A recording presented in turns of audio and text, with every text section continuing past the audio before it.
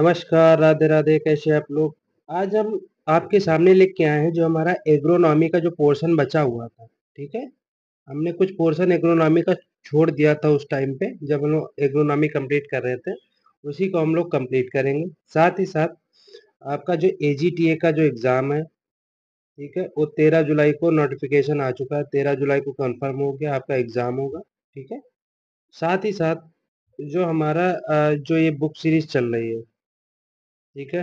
ये पूरी जो कंप्लीट बुक सीरीज़ चल रही इसको ज़रूर अटेंड करिए और इसके साथ ही जो हमारा एमसीक्यू सीरीज़ है नेमरा सुंडा की उसे ज़रूर अटेंड करिए। सारी की सारी चीज़ें आपके लिए बेनिफिशियल रहेंगी, ठीक है? जो भी आपका एग्ज़ाम आ रहा है।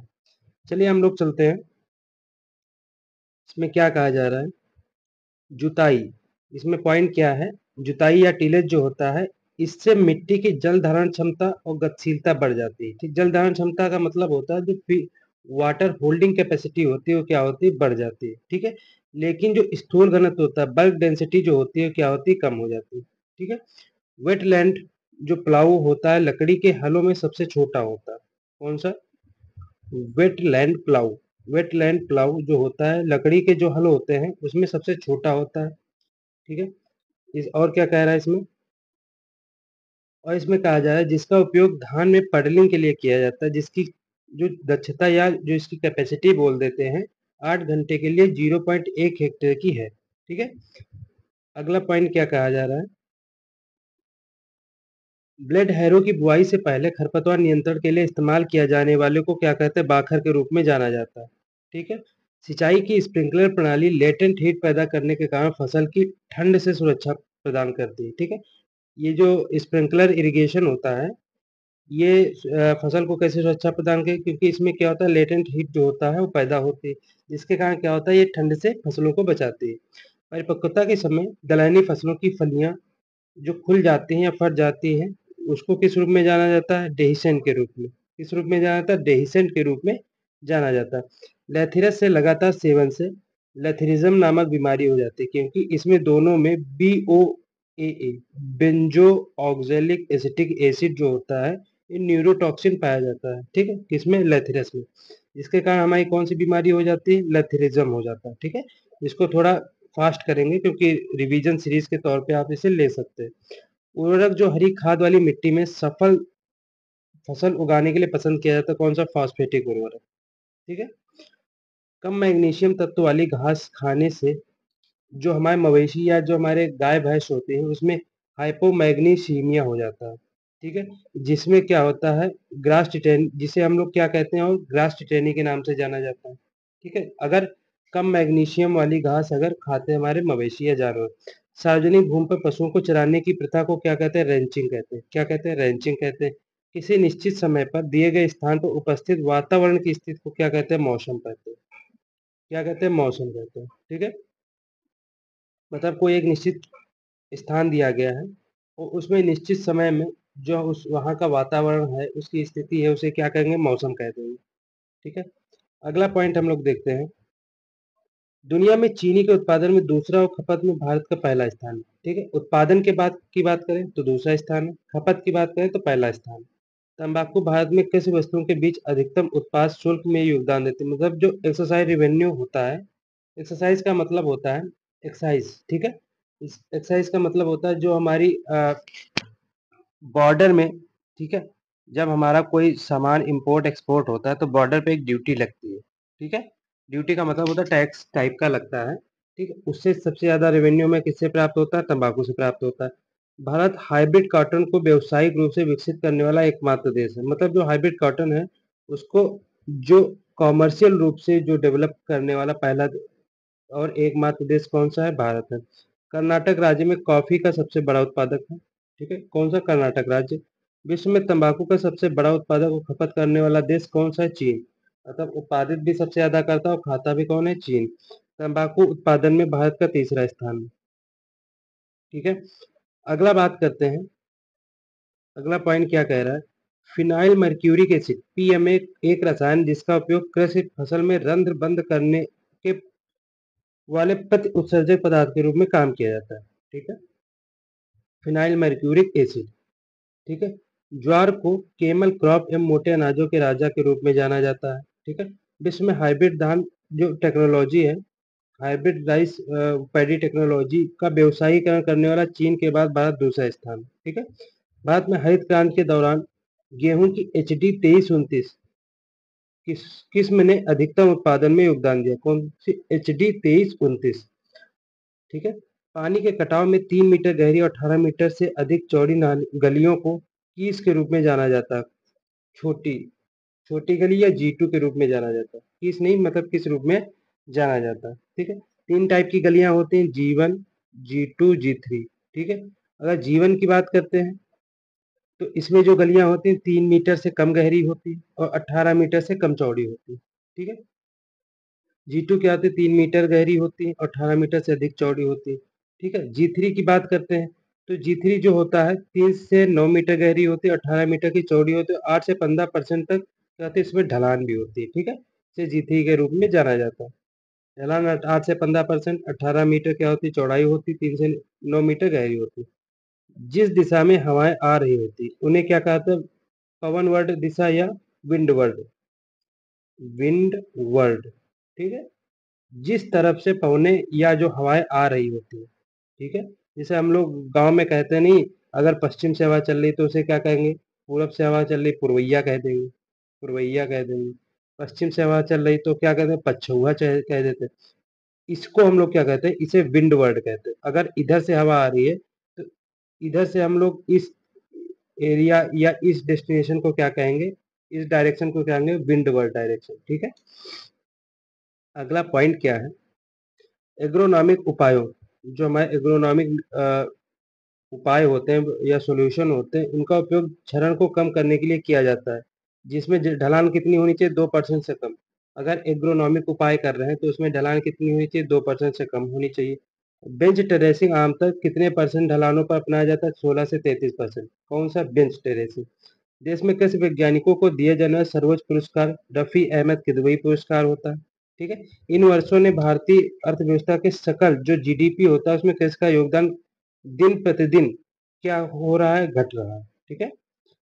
किस पंचवर्षीय योजना में भारत में कृषि जलवायु क्षेत्र योजना को लाया गया था? 7वीं पंचवर्षीय योजना, 1988 की जो 7वीं पंचवर्षीय योजना है उसमें जो है एग्रीकल्चर क्लाइमेटिक जोन को बनाया गया था, ठीक है। कौन सी? 7वीं पंचवर्षीय योजना में। जलमग्न धान के खेत में नाइट्रोजन स्थिरीकरण नीले हरे शैवाल एवं किसके द्वारा किया जाता है, जलीय फल जो एजोला होता है, ठीक है। वाटर फन जो होता है एजोला, इसके द्वारा क्या किया जाता है, नाइट्रोजन स्थिरीकरण किया जाता है। का वह पैटर्न जिसमें अधिक से अधिक पौधों की आबादी लगाई जा सकती है उसे क्या कहते हैं, क्यूबॉइडल। क्या कहते हैं, क्यूबॉइडल। क्यूब के जैसा हम लोग आकार के में प्लांट लगाते हैं, इसमें ज्यादा से ज्यादा प्लांट क्या होते हैं, हमारे ट्रांसप्लांट हो जाते हैं। ऐसी फसलों की खेती जिनकी अलग अलग प्राकृतिक आदतें हैं परंतु आपस में शून्य प्रतिस्पर्धा कहलाती है, उसमें क्या, उसे क्या कहते हैं, समानांतर फसलें कहते हैं। क्या कहते हैं, समानांतर फसलें कहते हैं, ठीक है। प्रतिस्पर्धा का मतलब होता है उसमें कंपटीशन जो होता है वो क्या होता है, जीरो के बराबर होता है, ठीक है। लेकिन उनका जो नेचर क्या होता है, अलग अलग होता है। अगला बात करेंगे, गेहूं की किस्में जो तीनों रोली के लिए प्रतिरोधी होती है। रोली का मतलब होता है जो हमारा रस्ट होता है, ठीक है। रस्ट डिजीज जो लगता है, white rust, yellow rust, brown rust, black rust, ठीक है। सॉरी, व्हाइट नहीं, ब्लैक रस्ट, ठीक है। तो जो तीनों रस्ट लगते हैं उनसे रेसिस्टेंट जो हमारी वैरायटी है गेहूं की, कौन सी? छोटी लरमा। छोटी लरमा क्या है, रेसिस्टेंट वैरायटी किसकी? रस्ट से। गन्ने की रेटून फसल कितनी बार लेने की सलाह दी जाती है? एक बार। रेटून का मतलब होता है जो पेड़ी ली जाती है गन्ने की, कितनी बार सलाह दी जाती है हमें, कितनी बार पेड़ी लेनी चाहिए? एक बार पेड़ी लेनी चाहिए। 1 हेक्टेयर चावल के खेत को अंकुरित करने के लिए नर्सरी क्षेत्र की कितनी आवश्यकता होती है? 0.10 हेक्टेयर आवश्यकता होती है या 1000 मीटर स्क्वायर आवश्यकता होती है। धान की टिप बर्न रोग, ठीक है। जलमग्न स्थित के नाइट्रोजन और ऑक्सीजन कम होने के कारण होता है, ठीक है। जो इसका टिप होता है मतलब जो पत्ती का जो टिप वाला भाग होता है, सबसे किनारे वाला भाग होता है, बाहरी भाग होता है, वो क्या होता है, जले जैसा प्रतीत होने लगता है। किस कारण होता है? इसमें क्या होता है, नाइट्रोजन और ऑक्सीजन की कमी हो जाती है। अगला है, मक्का के पत्तों का लाल और बैंगनी रंग किस तत्व की कमी के कारण होता है? फास्फोरस की कमी के कारण होता है, ठीक है। अगला हम बात करेंगे, कुछ हमारी फसलें हैं उनके ओरिजिन स्थल के बारे में बात करेंगे, ठीक है। फसलों के उद्गम स्थल किसने दिया था? बेबीलोन ने इनका क्लासिफिकेशन किया था। इन्होंने विश्व में फसलों के 8 केंद्र एवं 3 उपकेंद्र दिए। ठीक है, अब हम बात करेंगे फसल का नाम और उनके स्थल का नाम। धान की बात करते हैं, दक्षिण पश्चिम एशिया। ठीक है, मतलब साउथ वेस्ट एशिया की बात करते हैं, धान का उद्गम स्थल माना जाता है। ठीक है, फसल की बात करते हैं, दूसरा क्या कौन सी है? चाय। चाय का क्या हो जाएगा? चीन हो जाएगा, ये चाइना हो जाएगा। ठीक है, गन्ना की बात करते हैं, न्यू गिनी हो जाएगा। गेहूं क्या हो जाएगा? दक्षिण पश्चिम एशिया, टर्की हो जाएगा। चना की बात करते हैं, दक्षिण पश्चिम एशिया। मक्का सेंट्रल अमेरिका, मक्का का उत्पत्ति स्थान क्या है? मैक्सिको है। तंबाकू सेंट्रल अमेरिका हो जाएगा। ठीक है, साथ ही साथ सोयाबीन जो है चीन हो जाएगा। सरसों भी चीन हो जाएगा, अभी मैंने आपको बताया था। चाय भी क्या हो जाएगा? चीन हो जाएगा। चौला अफ्रीका हो जाएगा। कपास क्या हो जाएगा? भारत हो जाएगा। बैंगन कहाँ हो जाएगा? ये भी भारत में हो जाएगा। ठीक है, अगला बात करते हैं, मूंगफली का उत्पत्ति स्थान कहाँ है? जो हमारी मूंगफली है, इसका उत्पत्ति स्थान ब्राजील है। मूंग का उत्पत्ति स्थान भारत है। आलू का उत्पत्ति स्थान दक्षिण अमेरिका का जो पेरू देश है वो है।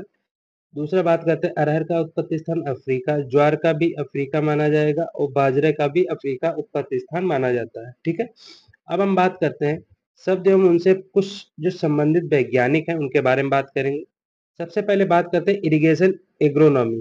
ठीक है, इरिगेशन एग्रोनॉमी से संबंधित कौन से विज्ञानी? एनजी दस्ताने जो है इरिगेशन एग्रोनॉमी संबंधित वैज्ञानिक है। क्रॉपिंग सिस्टम से संबंधित S Bains. Cropping system S बेंस।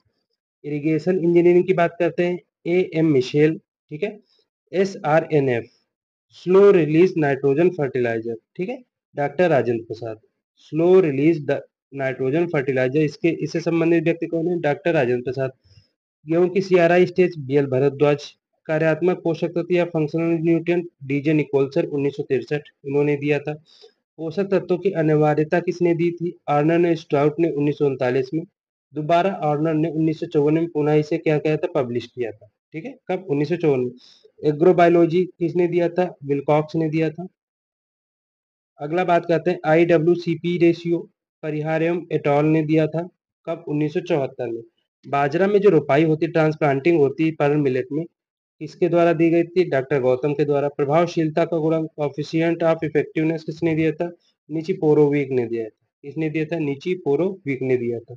S4 प्रथम संकर कपास की किस्म कौन सी? डॉक्टर सीटी पटेल ने बनाई थी। कब? 1970 में। S4 जो पहली हाइब्रिड कॉटन की किस्म है, किसने बनाई थी? डॉक्टर सीटी पटेल ने। अगला बात करते हैं, जया किसकी किस्म है? चावल की पहली भारतीय किस्म किसने बनाई थी? डॉक्टर शास्त्री ने। जया। ठीक है, न्यूनतम का नियम या लॉ ऑफ मिनिमम किसने दिया था? जेबी लिविंग ने दिया था। कब? 1840 में। सीमित कारक का नियम, लॉ ऑफ लिमिटिंग फैक्टर, किसने दिया था? ब्लैकमैन ने दिया था। कब? 1905 में। अगला बात करते हैं, अगला पॉइंट हमारा, उपज बढ़ाने का नाइट्रोजन नियम, इंक्रीज नाइट्रोजन ईल्ड, लॉ किसने दिया था? विलकॉक्स ने दिया था। लीफ एरिया इंडेक्स वाटसन ने 1947 में दिया था। पोषक तत्वों की गतिशीलता की अवधारणा RH ब्रेज ने दिया था। ठीक है, ये पोषक तत्वों की गतिशीलता की अवधारणा किसने दिए थे? RH ब्रेज ने दिया था। ए मूल्य अवधारणा या ए वैल्यू कॉन्सेप्ट किसने दिया था? डीन एन फ्रेंड ने दिया था। ठीक है, नेक्स्ट हम लोग बात करते हैं हार्वेस्टिंग इंडेक्स, किसने दिया था? डोनाल्ड ने दिया था। फोटो पेरियोडिज्म अवधारणा किसने दी थी? गार्डर एंड एलार्ड ने। कब? 1920 में। थर्मोपेरिडिज्म किसने दिया था? F वेंट ने दिया था। ठीक है, इसमें अंतर याद रखिएगा। फोटो पेरियोडिज्म गर्नर एलार्ड ने, थर्मोपेरिडिज्म F वेंट ने दिया था। वर्नलाइजेशन या वसंतीकरण किसने दिया था? लिंसेको ने दिया था। एंटीबायोटिक पेनिसिलिन किसने खोज की थी? अलेक्जेंडर फ्लेमिंग ने 1929 में खोज की थी। बेसिलस रेडिसिकोला जो राइजोबियम है, बेजरिंग ने खोजा था। कब? 1890 में। ठीक है, अगला बात करते हैं, रोथमेड प्रायोगिक स्टेशन किसने बनाया था? JB लॉज और JH गिलबर्ट ने। कब? 1843 में।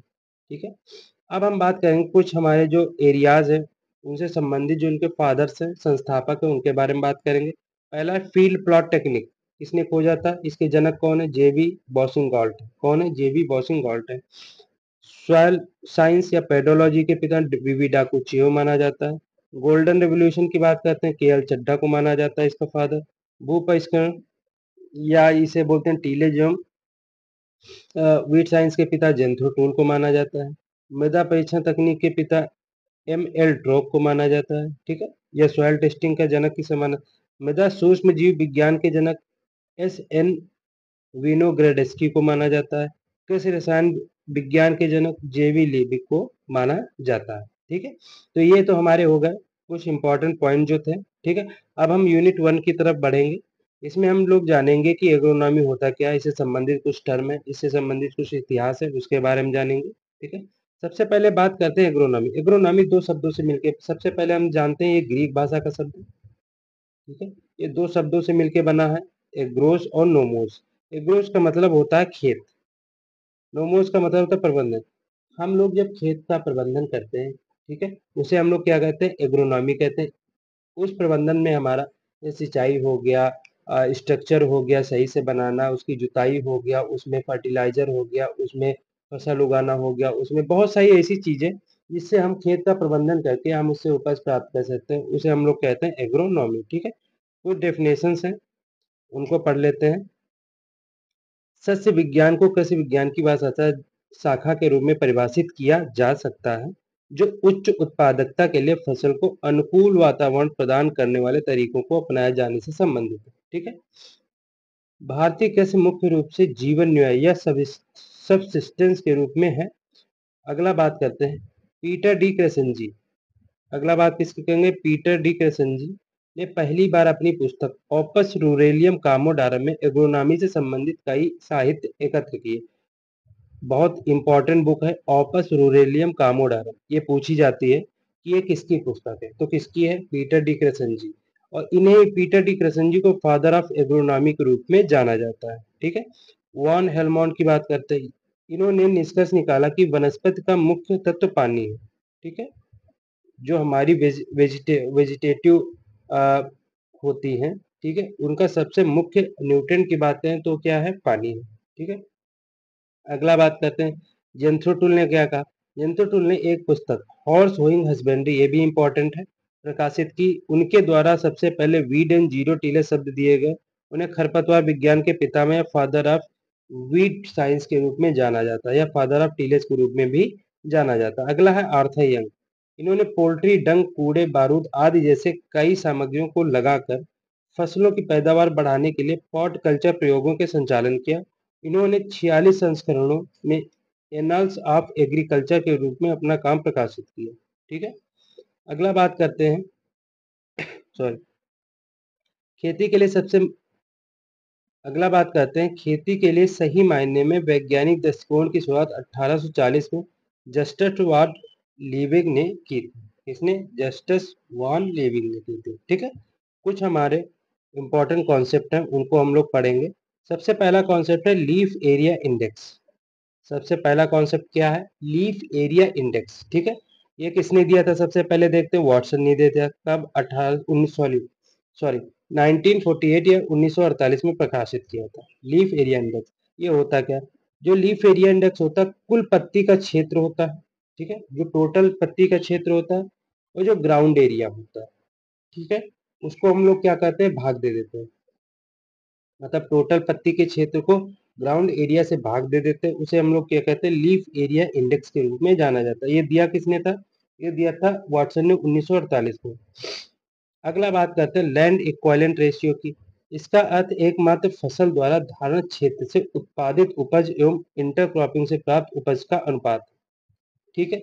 लीफ लैंड इक्विवेलेंट रेशियो एलईआर जो होता है, मान लो एक फसल बोई गई, ठीक है, मान लो कोई भी एक फसल जो है बोई जाती है, साथ ही साथ गेहूं के साथ साथ मान लो सरसों की फसल हमने लगा दी, गेहूं के साथ साथ मान लो सरसों की फसल लगा दी, ठीक है। तो मेन हमारी फसल कौन सी, गेहूं। इंटरक्रॉपिंग के तौर पे हमने क्या लगा दी, सरसों लगा दी, ठीक है। तो इन दोनों की जो उपज होती है, इनको भाग किससे दे देंगे, गेहूं की उपज से भाग दे देंगे, ठीक है। तो इसे हम लोग क्या कहते हैं, लैंड इक्विवेलेंट रेशियो कहते हैं। क्या कहते हैं, लैंड इक्विवेलेंट रेशियो। अगर ये भाग देने से लैंड इक्विवेलेंट रेशियो एक से ज्यादा आता है तो इंटरक्रॉपिंग क्या होती, फायदेमंद होती, ठीक है। जैसे एल ई आर 1.2 का मतलब होता है दोनों फसलों का मिश्रण एकल फसल से 20% अधिक होता है, ठीक है। मतलब एक से अगर मान लो 1.5 हो गया तो 50% अधिक हो जाएगा, ठीक है। इसी तरीके से 1.02% हो गया, यानी कि 2% अधिक हो जाएगा। ठीक है, ऐसे हम लोग इसको देखते हैं। अगला पॉइंट हमारा, अगला पॉइंट क्या कह रहा है, point number third, growing degree days. Growing degree days के बारे में बात करेंगे। ये क्या, ये कैसे निकालते हैं, मैक्सिमम टेम्परेचर मिनिमम टेम्परेचर का जो अंतर होता है उसको किससे भाग दे देते हैं, 2 से भाग दे देते हैं। फिर किससे घटा देते हैं, बेस टेम्परेचर से घटा देते हैं। मान लो मैक्सिमम टेम्परेचर 42 डिग्री था, मिनिमम कितना था, मान लो 15 डिग्री था। ठीक है, उसको किससे भाग दे देंगे, 2 से भाग दे देंगे। तो यहाँ पे कितना आएगा, 27 आ जाएगा। 27 को 2 से भाग दे देंगे तो कितना आ जाएगा, 13.5 आ जाएगा। बेस टेम्परेचर मान लो कितना था, 6 था, तो कितना आ जाएगा, 7.5 इसका आंसर आ जाएगा। ठीक, ऐसे ही हम लोग ग्रोइंग डिग्री डेज निकालते हैं। ठीक है, मतलब मैक्सिमम टेम्परेचर मिनिमम टेम्परेचर को भाग दे देते हैं 2 से, फिर बेस जो टेम्परेचर होता है उसको घटा देते हैं। अगला बात करते हैं, यह फसल विकास निर्धारण का मौसम आधारित सूचक होता है, अथवा यह एक तापमान निर्देशिका है जिसका उपयोग फसल की परिपक्वता की अवधि का अनुमान लगाने में किया जाता है। यह फसलों के कीट पेस्ट प्रकोप की भविष्यवाणी बताने में सक्षम होता है। इसे ऊष्मा इकाई या थर्मल यूनिट के रूप में भी जाना जाता है। ठीक है, किसे, जो हमारा ग्रोइंग डिग्री डेज होता है। प्रमुख फसलों का जो ग्रोइंग डिग्री डेज होता है, गेहूं का 2100 से 2400 होता है, धान का 1700 से 2100 होता है। ठीक है, मटर का 1100 से 1200 होता है, कपास का 1900 से 2500 होता है, मक्का का 2200 से 2800 होता है। ठीक है, गेहूं का 2100 से 2400, 17 से 2100। ठीक है, अब हम बात करते हैं बेस टेम्परेचर की, या बेस तापमान की, या आधारी तापमान की बात करते हैं। वह न्यूनतम तापमान जिस पर पौधे की वृद्धि होना संभव नहीं होती, वह बेस टेम्परेचर कहलाता है। ठीक, बेस का मतलब होता है सबसे जो निचला टेम्परेचर होता है। ठीक है, जहाँ पे जो हमारा प्लांट होता है उसकी जो ग्रोथ होती है वो संभव नहीं होती, पॉसिबल नहीं होती। ठीक, इसे हम लोग क्या कहते हैं, बेस टेम्परेचर कहते हैं। यह सामान्यतः ठंडे मौसम में लगाई जाने वाली फसलों का 5 डिग्री सेल्सियस टेम्परेचर एवं गर्म जलवायु में उगाए जाने फसलों का 10 डिग्री सेल्सियस होता है। ठीक है, अब हम बात करते हैं कुछ हमारी जो फसलें हैं उनका बेस टेम्परेचर क्या क्या होता है, उसके बारे में बात करेंगे। अब हम बात करेंगे जो हमारा बेस टेम्परेचर होता है उसके बारे में। गेहूं, जौ और जई, ठीक, इनका जो बेस टेम्परेचर की बात करें, फ़ारेनहाइट में 40 फ़ारेनहाइट होता है, डिग्री सेल्सियस में 4.5 डिग्री सेल्सियस होता है। धान, मक्का, ज्वार की 50 डिग्री फ़ारेनहाइट होता है, वैसे 10 डिग्री सेल्सियस होता है। आलू का 45 डिग्री फ़ारेनहाइट होता है, वैसे 7.2 डिग्री सेल्सियस होता है। ठीक है, अब हम बात करेंगे क्रॉपिंग इंटेंसिटी की। क्रॉपिंग इंटेंसिटी की बात करेंगे तो क्रॉपिंग इंटेंसिटी जो होता है, फसल सघनता इसे बोलते हैं। क्या बोलते हैं, फसल सघनता। सघनता का मतलब नाम से ही मतलब समझ आ रहा है। सघनता का मतलब होता है जितना भी पास पास चीजें हो। ठीक है, सघनता का मतलब होता है बिल्कुल घनी घनी। अगर फार्मूले की बात करते हैं तो इसका फार्मूला कुल फसली क्षेत्र बटे कुल बोया गया क्षेत्र गुणे 100। मतलब क्या होता है, मान लो हमारे पास 100 हेक्टेयर है जिस पे हम फसल बो सकते हैं। ठीक है, लेकिन हमने बुआई कितने पे की, मान लो 50 हेक्टेयर पे हमने बुआई की। ठीक है, तो टोटल जो फसली क्षेत्र है कितना है, 100 है। ठीक है, जो बुआई किया गया नेट कल्टीवेटेड एरिया कितना है, 50 है। उसको कितने से भाग दे देंगे, 100 से भाग दे देंगे, 50 दूना कितना हो जाएगा, 100। तो इसका जो कितना आ जाएगा, फसल सघनता कितनी आ जाएगी, 200% इसकी फसल सघनता आ जाएगी। ऐसे हम लोग निकालते हैं। इंग्लिश में इसे कहते हैं टोटल क्रॉप एरिया बटे नेट कल्टीवेटेड एरिया इंटू 100। ठीक है, क्रॉपिंग इंटेंसिटी कहलाता है। क्रॉप रोटेशन क्या होता है, रोटेशन का मतलब होता है बदल बदल के बोलना। ठीक है, क्या होता है, चक्र का मतलब या रोटेशन का मतलब होता है बदल बदल के बोलना। अब क्रॉप रोटेशन है तो फसलों को बदल बदल के बोलना, उसे हम लोग क्या कहते हैं, क्रॉप रोटेशन कहते हैं। ठीक है, फसल चक्र में एक ही भूमि में, मतलब एक ही लैंड पर साल दर साल अलग अलग फसलें उगाई जाती है। ठीक है, अर्थात अनाज की खेती के बाद आगे आगे साल दलहनी फसलें लेनी चाहिए। यह मिट्टी की उर्वरता को बनाए रखता है एवं सुधारता है। यह मिट्टी के कटाव को रोकता है एवं नमी का संरक्षण करता है। हानिकारक रोगजनक जो होते हैं, कीट होते हैं, पतंगे होते हैं, निमेटोड होता है, जो हमारे वीड होते हैं, इनसे नुकसान को बचाता है। ठीक है, जिससे कि उपज हमारी जो है अच्छी होती है। अगला है हमारा क्रॉप रोटेशन इंटेंसिटी। अगला क्या है? Crop rotation intensity. ठीक है, वो क्या था? क्रॉपिंग इंटेंसिटी था। ये था क्रॉप रोटेशन इंटेंसिटी। ये क्या होता है? फसल चक्र में शामिल फसलों की संख्या। जब जो हम फसल चक्र अपना रहे हैं उसमें जो हमारी फसलों की संख्या है शामिल की गई। फसल चक्र में वर्षों की संख्या, फसल चक्र जो होता है इसमें वर्षों की संख्या इंटू 100। ठीक है, ये होता है क्रॉप रोटेशन इंटेंसिटी का फार्मूला। ठीक है, जैसे इसमें दिया गया एक साल की फसल जैसे धान और मटर। ठीक है, तो इसमें फसल की संख्या कितनी है? धान और मटर की 2 हो गई। ठीक है, वर्षों की संख्या क्या है? 1 हो गई। किससे भाग दे गुणा कर देंगे? 100 से। यानी इसका जो क्रॉपिंग रोटेशन इंटेंसिटी है वो कितना हो जाएगा? 200% हो जाएगा। ठीक है, ऐसे ही हम लोग क्रॉपिंग रोटेशन इंटेंसिटी निकालते हैं। ठीक है, इस समय जो क्रॉप रोटेशन इंटेंसिटी है, क्रॉपिंग इंटेंसिटी कितना है? लगभग 142%। कितना है? 142% इंडिया का है। ठीक है, अगला बात करते हैं क्रॉपिंग सिस्टम की। अगला किसकी बात करेंगे? क्रॉपिंग सिस्टम की बात करेंगे। यह एक खेत पर उपयोग किया जाने वाला फसल के पैटर्न और खेत के संसाधनों जैसे संबंधित कृषि उद्यमों और उपलब्ध घटक की टेक्नोलॉजी के साथ उनके क्रियाकलापों को संदर्भित करता है। मतलब कोई हमारा एक फील्ड है, ठीक है, उसमें कौन से पैटर्न से फसल लगाई जाएगी, उसमें जो हमारे संसाधन होंगे वो कौन कौन से लगेंगे, उनके उपलब्धता, उनके जो हमारे कंपोनेंट हैं वो सारे संबंधित किससे होते हैं? हमारे खेत से संबंधित, फसल से संबंधित। इसी को हम लोग कहते हैं क्रॉपिंग सिस्टम कहते हैं। अगला है हार्वेस्ट इंडेक्स क्या होता है? अगला क्या है? अगला है हमारा हार्वेस्ट इंडेक्स क्या होता है? अगर हार्वेस्ट इंडेक्स की बात करें, यह किसने दिया था? डोनाल्ड ने दिया था। प्रकाश संश्लेषण के रूप में CO2 के कुशल उपयोग को फसल सूचकांक के रूप में व्यक्त किया जाता है। ठीक है, जो प्रकाश संश्लेषण होता है उसमें जो CO2 होता है उसका जब सही तरीके से उपयोग हो जाता है तो उसे क्या कहते हैं? हार्वेस्टिंग इंडेक्स कहते हैं। ठीक है, या फसल की आर्थिक उपज या इकोनॉमिक जो यील्ड होती है उसे बायोलॉजिकल यील्ड का अनुपात जो होता है वो क्या होता है? हार्वेस्टिंग इंडेक्स होता है। सबसे ज्यादा जो कटाई सूचकांक या हार्वेस्टिंग इंडेक्स होता है आलू का होता है कितना? 82%। ठीक, अनाजों में अनाजों का जो होता है हार्वेस्टिंग इंडेक्स कितना होता है? 50% होता है। कितना होता है? अनाज का 50% होता है। दलहन का कितना होता है? 25% होता है। दलहन का कितना होता है? पश्चिम अरहर का लेकिन सबसे कम होता है कितना? 19%। ठीक है, अगर अनाज की बात करते हैं कितना होता है? 50% होता है। सबसे ज्यादा किसका होता है? आलू का होता है। कितना होता है? 82% होता है। ठीक है, वहीं अगर बात करते हैं दलहन 25% होगा। ठीक है, साथ ही साथ अरहर का जो होता है सबसे कम होता है कितना? 19% होता है। अब हम बात करेंगे हार्वेस्टिंग इंडेक्स क्या होता है, इसका फार्मूला।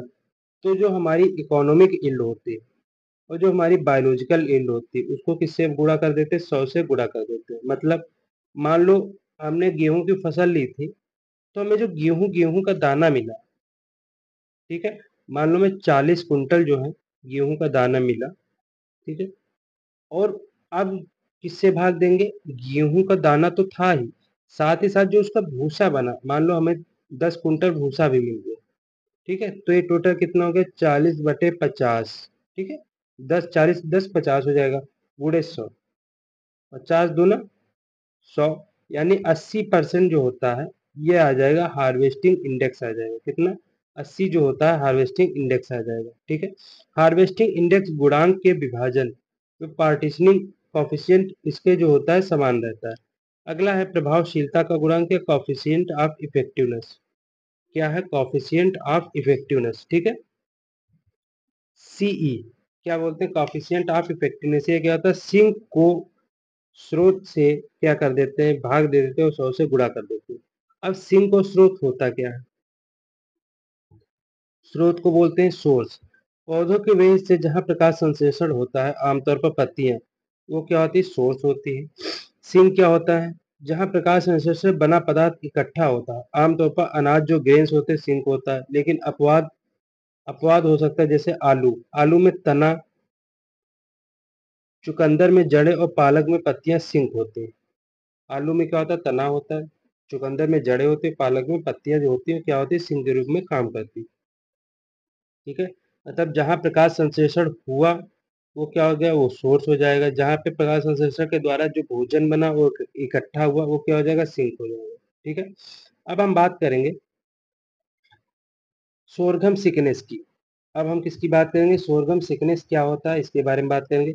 अधिक जो कार्बन नाइट्रोजन अनुपात के कारण ज्वार के अवशेष सड़ने विघटन के लिए लंबा समय लेते हैं, लेकिन ज्वार के अवशेष की विघटन प्रक्रिया के दौरान मिट्टी की नाइट्रोजन अवरुद्ध या अस्थायी रूप से स्थिर हो जाती है, जिससे अगली फसल बोने और नाइट्रोजन की कमी के शुरुआती लक्षणों को दिखाते हुए फसल की वृद्धि को प्रभावित करती है। ठीक है, सोरगम सिकनेस प्रभाव को कम करने के लिए अगली फसल में उर्वरक देते हैं और 25% नाइट्रोजन उर्वरक देते समय अधिक काम में लेते हैं। ठीक है, जितनी हमें चाहिए उससे 25% ज्यादा काम में लेंगे।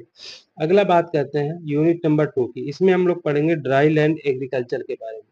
इसके बारे में पढ़ेंगे, ड्राई लैंड एग्रीकल्चर के बारे में पढ़ेंगे। ठीक है, शुष्क भूमि कृषि का अभिप्राय पूरी तरह से वर्षा आधारित स्थिति में फसलों की खेती करने से है। इसकी खेती करने से, फसलों की खेती करने से है। भारत में लगभग 60% क्षेत्र में शुष्क खेती की जाती है। कितने, 60% जो एरिया है उसमें शुष्क खेती या ड्राई लैंड एग्रीकल्चर की, जिससे कुल फसल उत्पादन का 40% उत्पादन होता है।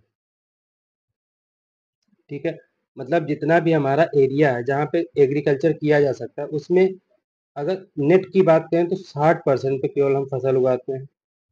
ठीक है, जिससे हमें कुल जो उत्पादन होता है 40% प्राप्त होता है। ये विभिन्न प्रकार से वर्गीकृत किए जा सकते हैं। पहला है हमारा ड्राई फार्मिंग। ड्राई फार्मिंग क्या होता है, ऐसे क्षेत्रों में फसलों की खेती जहां औसतन वर्षा 750 mm से कम होती है।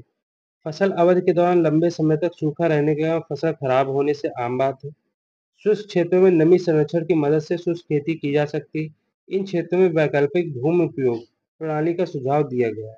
ठीक है, मतलब जहां वार्षिक वर्षा 750 mm से कम होती है, अब 750 mm से जब कम होगी तो जाहिर सी बात है वहां पे जो है पानी की कमी होगी। जब पानी की कमी होगी, ठीक है, तो वहां पे हम लोग क्या करेंगे, नमी संरक्षण करेंगे, soil conservation, sorry moisture conservation करेंगे। ठीक है, तो ऐसी फसलें जो होती हैं किसमें आती हैं, ड्राई फार्मिंग में आती है। ठीक है, अगला है हमारा ड्राई लैंड फार्मिंग। जिन क्षेत्रों में वार्षिक वर्षा 750 mm से अधिक है, लेकिन 700 इसमें वर्षा 750 से 1150 mm के बीच में होती है, इसे हम लोग क्या कहते हैं, ड्राई लैंड फार्मिंग कहते हैं। उन क्षेत्रों में जो खेती की जाती है उन्हें शुष्क भूमि के रूप में जाना जाता है। इसे शुष्क भूमि कैसे, बरानी खेती भी कहते हैं, इसे ड्राई लैंड फार्मिंग को। उपलब्ध मिट्टी की सीमित नमी को संरक्षित करना अर्ध शुष्क या शुष्क क्षेत्रों में खेती के लिए महत्वपूर्ण उपाय है। ठीक है, केवल काली मिट्टी में विशेष रूप से जल निकास की जो आवश्यकता हो सकती है। ठीक है, अगला हमारा रेनफेड फार्मिंग। अगला हमारा क्या है, रेनफेड फार्मिंग की बात करते हैं। ठीक है, जो रेनफेड फार्मिंग होता है, ऐसे क्षेत्रों की फसलों की खेती करना जहां वार्षिक वर्षा जो होती है, एनुअल जो रेनफॉल होती है 1150 mm से ज्यादा होती है, इसे क्या कहते हैं, ह्यूमिड क्षेत्र के रूप में भी जाना जाता है। ठीक है, कुछ अंतर है। ये टेबल जो है ये आपके लिए इंपॉर्टेंट है, इसको देख लेते हैं। जो dry farming, dry land farming और रेनफेड फार्मिंग जो अभी हमने पढ़ा, इसके बारे में देख लेते हैं। पहला जो है अवयव क्या है, जो वर्षा होती है ड्राई लैंड फार्मिंग में 800 mm से ज्यादा होती है, कम होती है, और 800 mm से ज्यादा किसमें, रेनफेड फार्मिंग में होगी।